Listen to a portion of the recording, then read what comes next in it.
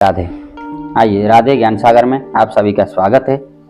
आज हम आपको किसी भी लड़की की कुंडली में, खास करके जिनका विवाह होने का समय हो रहा है, तो ऐसी कन्याओं की कुंडली में कुछ ऐसे योग ऐसे बने होते हैं कि जिनके द्वारा उनको अपने भविष्य में होने वाले जीवन साथी के विषय में कुछ न कुछ अनुमान लगाना आसान होता है। इसके विषय में कुछ आप लोगों को ज्योतिष के सूत्र और तर्क मैं आप लोगों को देने जा रहा हूँ।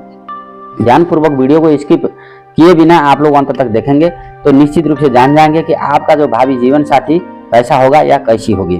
खास करके कन्याओं के लिए यह वीडियो अलग से बनाया गया है। तो कन्या जितने भी हैं जातिकाएं, वो अपनी अपनी कुंडली में देख करके अनुमान लगा सकती हैं।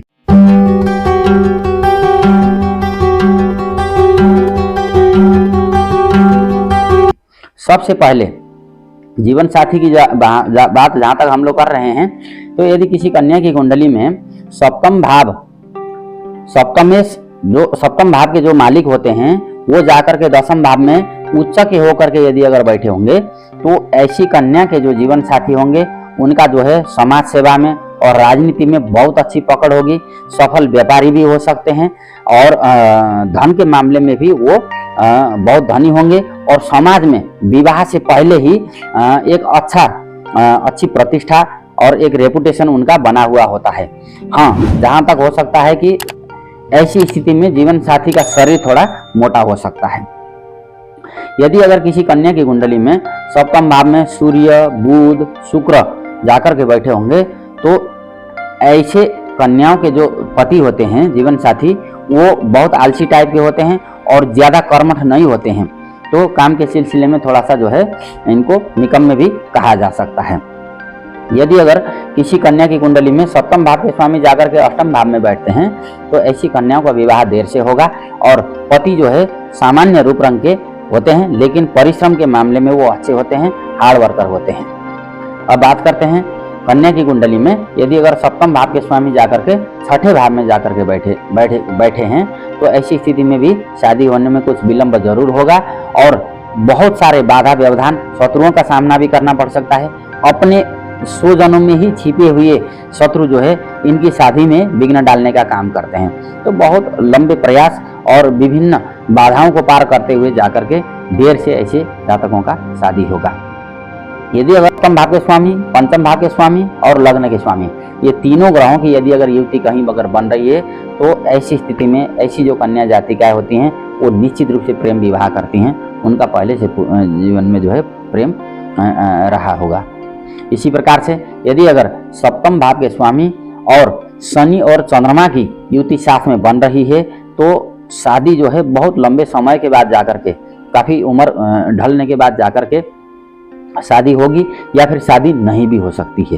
तो ऐसी जातिकाओं का शादी करने के लिए वो जल्दी तैयार नहीं होते हैं और शादी में कई सारे विघ्न बाधाएं भी आते हैं, इसलिए शादी लेट होगी।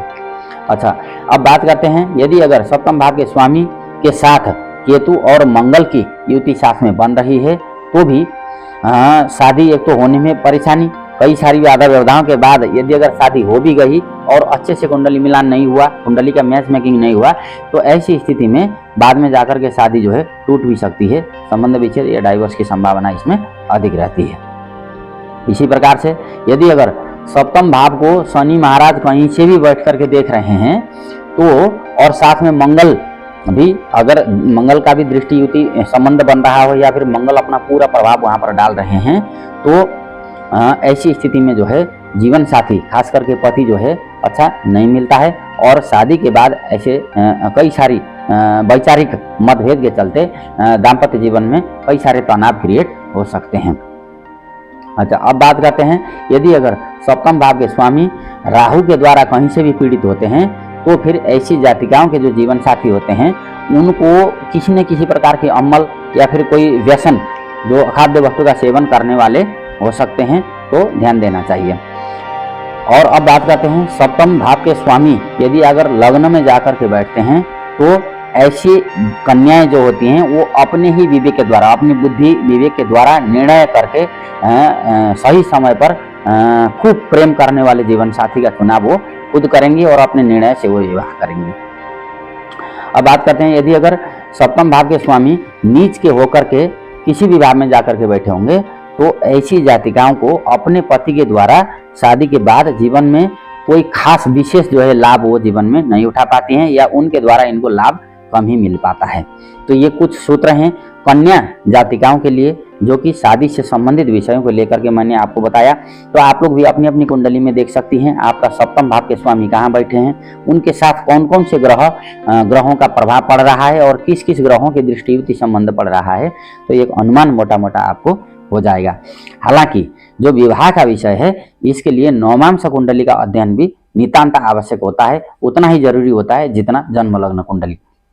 तो जब कभी भी मैच मेकिंग करना हो, शादी विवाह के विषय में कोई भी प्रश्न होगा, या फिर जिनका शादी हो चुका है कि हमारा दाम्पत्य जीवन कैसा रहेगा, ऐसे विषयों को जानने के लिए आप हमें संपर्क भी कर सकते हैं कमेंट के जरिए। और वहां पर यदि अगर आपने अपने और अपने जीवन साथी का कुंडली हमें या फिर बर्थ डिटेल उपलब्ध करवा दिया तो हम आपको एक मोटा मोटा जो है फ्यूचर में होने वाले अच्छे बुरे शुभाशुभ फलों का भी वहां पर से आपको विश्लेषण करके बता दिया जाएगा। राधे राधे।